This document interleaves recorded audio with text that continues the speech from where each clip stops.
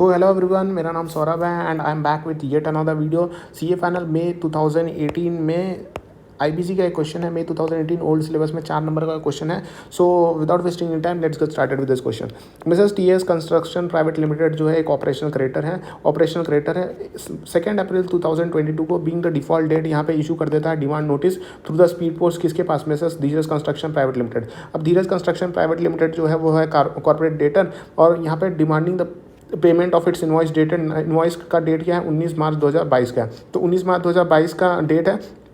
15 दिन का यहाँ पे टर्म्स एंड कंडीशन था। तो 2 अप्रैल को यहाँ पे पेमेंट हो जाना चाहिए था, लेकिन पेमेंट 15 दिन का यहाँ पे 15 दिन में पेमेंट हो जाना चाहिए, यहाँ पे हुआ नहीं। डिफॉल्ट डेट था 2 अप्रैल को, तो 2 अप्रैल को यहाँ पे डिमांड नोटिस इशू हो जाता है। सो 5,60,000 का अमाउंट है towards the supply of certain works construct as per the provision section 8। So Dheeraj construction private limited on receipt of demand notice inform करता है ऑपरेशनल क्रेडिटर को कि that vide letter email dated 30 March 2022 को, भैया हमने already आप लोग को लेटर भेज दिया था, ईमेल भेजा था कि address to the company, address किया था हमने company to all the director, they have disputed the invoice on the quality, they have disputed the invoice on the quality of service rendered and were withholding payment till the dispute is settled। जब तक dispute settle नहीं हो जाता तब तक हम payment यहाँ पे देंगे नहीं, but without initiating legal proceeding under law for time being force.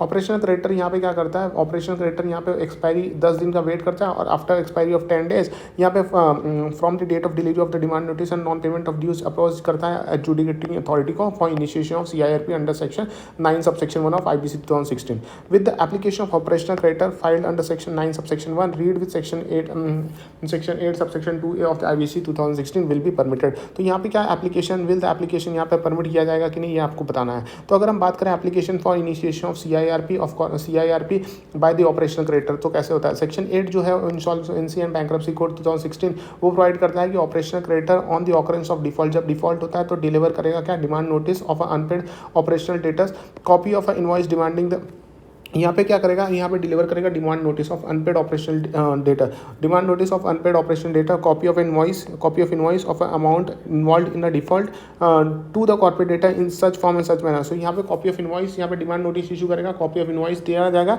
किसके पास दिया जाएगा? कॉर्पोरेट डेटर के पास, और कॉर्पोरेट डेटर के पास होता है टाइम यहाँ पे 10 दिन का मौका। सो 10 दिन का वक्त होता है to receipt. Okay, so the corporate debtor share within the period of 10 days of receipt of demand notice और कॉपी ऑफ इनवॉइस, ये ब्रिंग करेगा notice to the operational debtor. So operational debtor को आपको बताना, operational creditor को आपको बताना पड़ेगा क्या कोई एग्जिस्टेंस है कि डिस्प्यूट का एग्जिस्टेंस है कि नहीं, क्या कोई एग्जिस्टेंस ऑफ डिस्प्यूट है कि नहीं, इफ एनी, और या फिर और record of pendency of the suit और आर्बिट्रेशन प्रोसीडिंग। रिकॉर्ड, क्या कोई रिकॉर्ड है of pendency of the suits और arbitration proceeding filed before the receipt of such invoice, such notice और इनवॉइस। सो क्या कोई रिकॉर्ड है? रिकॉर्ड किस चीज़ का? पेंडेंसी ऑफ द सूट्स या आर्बिट्रेशन प्रोसीडिंग फाइल्ड कब किया गया था? Filed before the receipt of such notice या फिर invoice in relation to such dispute. दूसरा पॉइंट, क्या ऑलरेडी यहाँ पे जो कॉर्पोरेट डेटर ऑलरेडी पेमेंट तो नहीं कर चुका है? तो the payment of unpaid operational debt, the payment of unpaid operational debt क्या ऑलरेडी पेमेंट हो चुका है कि नहीं, ये बताना है।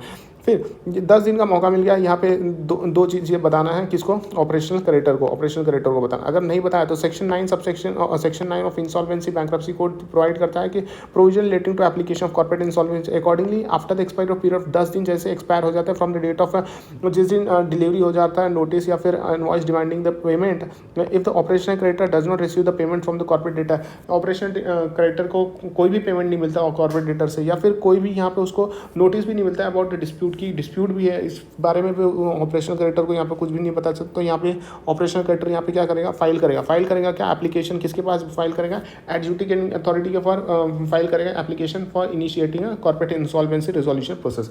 तो इन द प्रेजेंट केस क्या हो रहा है? Mister Dheeraj construction private limited on the receipt of demand notice inform करते हैं Mrs TS construction private limited operational creditor that through email dated 30 March 2022 को। तो ईमेल तो ऑलरेडी 30 मार्च 2022 को। सो यहाँ पे जो डेट था डिमांड नोटिस जो भेजा था वो 2 अप्रैल को भेजा था, और यहाँ पे जो ईमेल ऑलरेडी 30 मार्च को आ गया था। सो 30 मार्च को आ गया था, जो एड्रेस किया गया था कंपनी को ऑल द डायरेक्टर, और क्योंकि यहाँ पे हो रहा था dispute on the invoice and with holding of the payment till the time the settlement of dispute. So यहाँ पे जस्ट बिकॉज यहाँ पे डिस्प्यूट है तो कंक्लूजन ये आ रहा है कि एप्लीकेशन जो भी फाइल किया जाता है टीएस कंस्ट्रक्शन प्राइवेट लिमिटेड के द्वारा ऑपरेशनल क्रेडिटर जो है ये मेंटेनेबल नहीं होगा, क्योंकि यहाँ पे हो रहा है existence of dispute. Existence of dispute है तो भाई ये जो एप्लीकेशन है वो एक्सेप्ट नहीं किया जाएगा बाय एडजुडिकेटिंग अथॉरिटी। इसी के साथ ये क्वेश्चन यहीं पे खत्म हो रहा है। Thank you so much.